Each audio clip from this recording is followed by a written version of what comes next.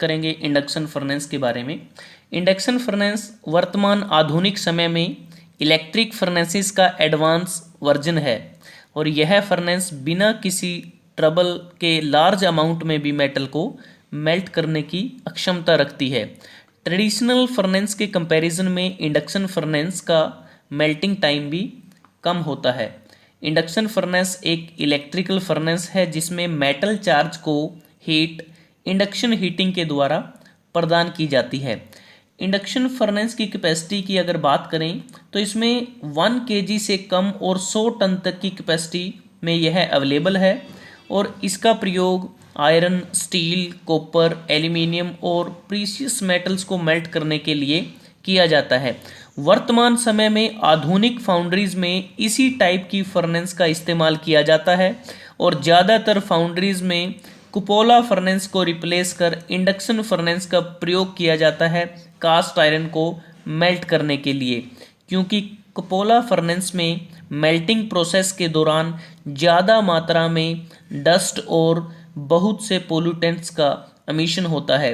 Induction furnace में अलग से किसी प्रकार की आर्क और कंबस्शन का भी प्रयोग नहीं होता और इस फर्नेस में जो वैल्यूएबल एलोइंग एलिमेंट्स हैं उनका भी लॉस कम होता है। और दूसरी बात, जो इंडक्शन फर्नेस है यह मेनली 2 टाइप की होती है। एक होती है हाई फ्रीक्वेंसी और कोरलेस टाइप और दूसरी होती है कोर्ड फर्नेस या होल्डिंग फर्नेस। तो इस वीडियो में बात करेंगे हम high frequency coreless type induction furnace के बारे में और यह भी मुख्यतः 2 प्रकार से इसका प्रयोग करते हैं। एक टिल्टिंग टाइप होता है, दूसरा लिफ्ट कोयल टाइप होता है। अब बात करते हैं इंडक्शन फर्नेस की कंस्ट्रक्शन के बारे में।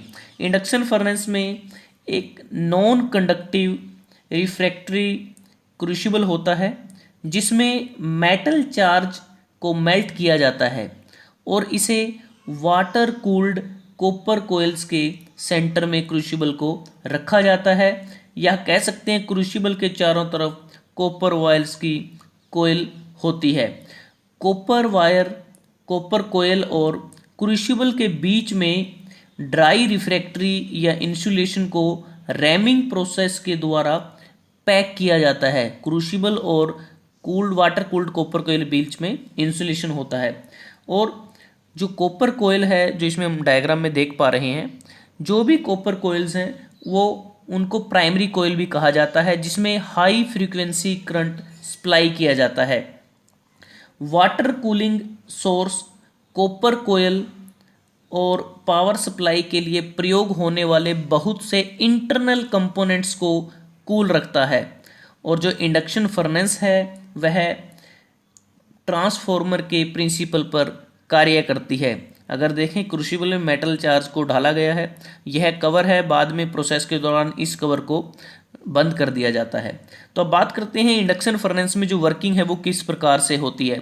और ये जो डायग्राम हमें नज़र आ रहा है, तो आजकल जो अगर हम मॉडर्न टाइम्स की बात करें तो इस टाइप की इंडक्शन फर्नेसेस प्रयोग की जाती हैं और ये वो कॉपर कोयल्स हैं जिसके अंदर में क्रूसिबल को रखा जाता है और बाद में रिफ्रैक्टरी इंसुलेशन की जाती है। अब मैं बात करूंगा इसकी वर्किंग के बारे में। तो सबसे पहले क्या होता है, उदाहरण के लिए बात करते हैं स्टील स्क्रैप की।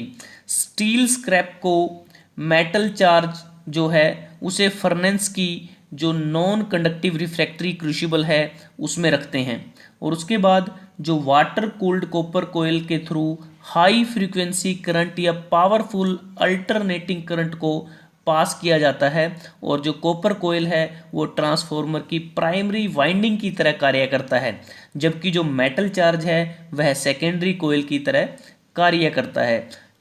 अगर ये डायग्राम हम देखें, इस डायग्राम में यहाँ से कूलिंग वाटर इन करता है और यहाँ से कूलिंग वाटर आउट होता है और हाई फ्रिक्वेंसी जो एसी करंट है उसको पास किया जाता है।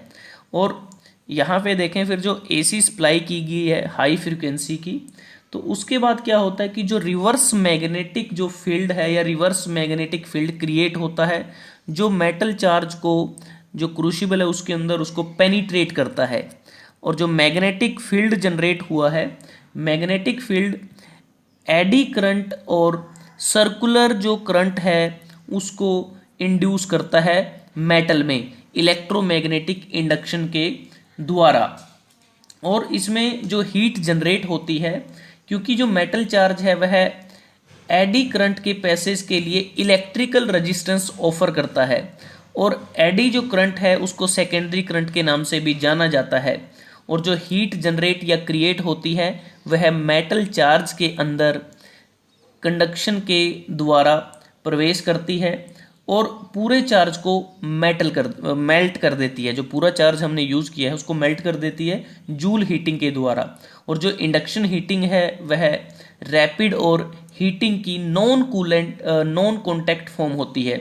और जैसा पहले डिस्कस किया है कि मेटल चार्ज के साथ एडी करंट एसोसिएट होता है, और एडी करंट मोल्टन मेटल में स्टीयरिंग एक्शन को भी प्रोवाइड करता है और मेल्टिंग प्रोसेस को गति प्रदान करता है और मेटल चार्ज को यूनिफॉर्मली मिक्स करता है। और पूरे मेटल चार्ज को मेल्ट करने के लिए जो समय लगता है उसकी अवधि भी कम होती है। और जब पूरा चार्ज मेल्ट और डीऑक्सीडाइज हो जाता है तो फिर उसको अलग अलग तरीक़ों से लैडल में डाला जाता है। जैसे इस डायग्राम में हम देख पा रहे हैं, यहाँ पर जो क्रूसिबल है इंडक्शन फर्नेस को उसको टिल्ट कर दिया गया है और लैडल में मोल्टन मेटल को डाला जा रहा है। और दूसरा जो तरीका होता है उसमें जो कोयल्स होती हैं, जो क्रूसिबल होती हैं, उस या फिर जो फर्नेस सेल है उसको लिफ्ट करके अलग से फिर लैडल में डाला जाता है। अब बात करते हैं कि जो एसी सप्लाई हमने की है उसमें हम कुछ एक अलग से कंपोनेंट है ऑसिलेटर जिसका प्रयोग करते हैं। जो ऑसिलेटर है वह पावर की जो फ्रीक्वेंसी है उसको मेगा हर्ट्ज तक बढ़ा सकता है और एसी सप्लाई ट्रांसफॉर्मर के द्वारा स्टेप्ड अप की जाती है। और इसके बाद ब्रिज रेक्टिफायर सर्किट की मदद से उसको रेक्टिफाइड किया जाता है।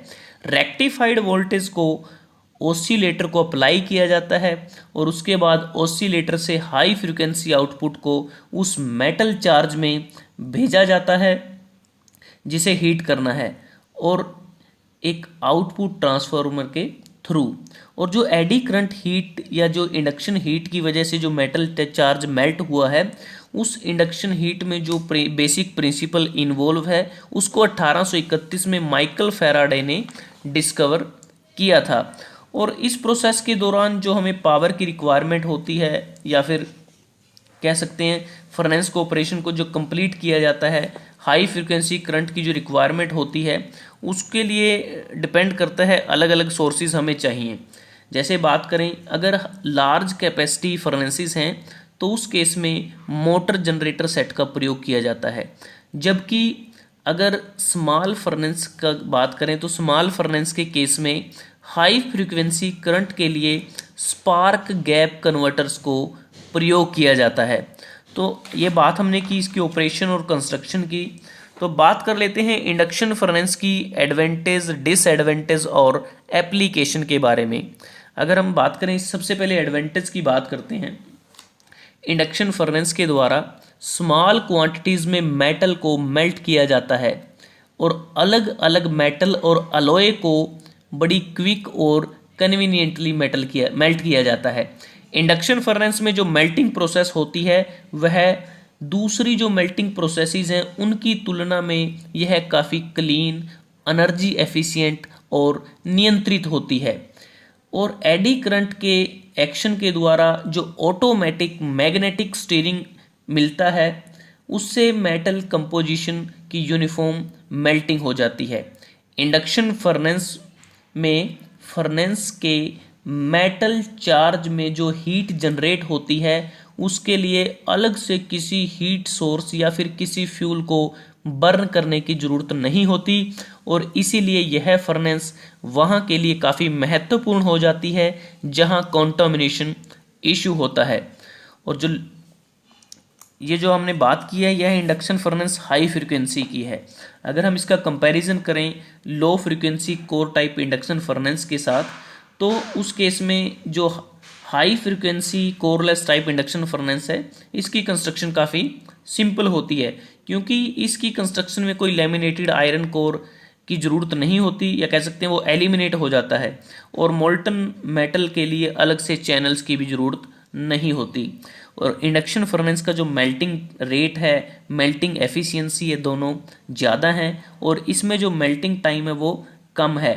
फर्नेस एटमॉस्फेयर को आसानी से कंट्रोल किया जा सकता है और फर्नेस को गर्म करने के लिए अलग से अतिरिक्त समय की ज़रूरत नहीं होती। और इस टाइप की फर्नेस को में नंबर ऑफ अलॉयज़ एक के बाद एक को आसानी से मेल्ट किया जा सकता है और जिसमें डस्ट, स्मोक या नॉइज़ की एब्सेंस रहती है। और इसमें निकल, chromium, cobalt, vanadium, tungsten, molybdenum को ऐड करना काफ़ी आसान और कन्वीनियंट होता है। लेकिन इतनी सारी एडवांटेज के बाद इस प्रोसेस की कुछ डिसएडवांटेज भी हैं और कह सकते हैं खामियां भी हैं। खामियां इस प्रकार से हैं कि इस फर्नेस की जो इनिशियल कॉस्ट है वो काफ़ी ज़्यादा है, कॉस्टली है और इससे संबंधित जो भी इक्विपमेंट्स हैं वो भी काफ़ी कॉस्टली हैं। लेकिन इस प्रोसेस में जो एक महत्वपूर्ण प्रॉब्लम ये है कि जो स्लैग बनता है उसको मैनुअली रिमूव करना पड़ता है, जबकि इलेक्ट्रिक आर्क में फर्नेस होती है उसमें ऑटोमेटिकली वह रिमूव हो जाता है।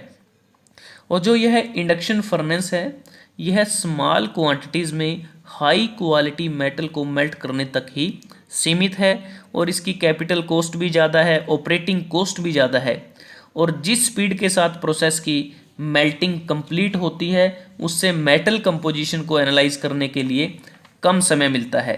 और इसका एक मेजर ड्रॉबैक ये है कि जो मेटल चार्ज मटेरियल होता है ऑक्सीडेशन प्रोडक्ट से क्लीन होना चाहिए और मटेरियल की कंपोजिशन का प्रॉपरली पता होना चाहिए और ऑक्सीडेशन के दौरान कुछ अलोइंग एलिमेंट्स का भी लॉस हो जाता है जिन्हें फिर बाद में मेल्ट में जो मेल्टिंग होती है, मोल्टन मेटल मेल्ट हुआ है उसमें हमें फिर से री ऐड उसको करना पड़ता है।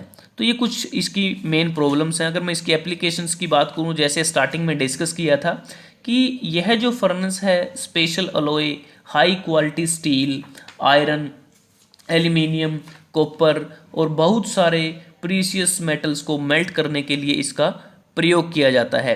तो दोस्तों आज हमने बात की इंडक्शन फर्नेस के बारे में, उसकी कंस्ट्रक्शन के बारे में, उसके ऑपरेशन के बारे में, उसकी एडवांटेज, डिसएडवांटेज और एप्लीकेशन के बारे में।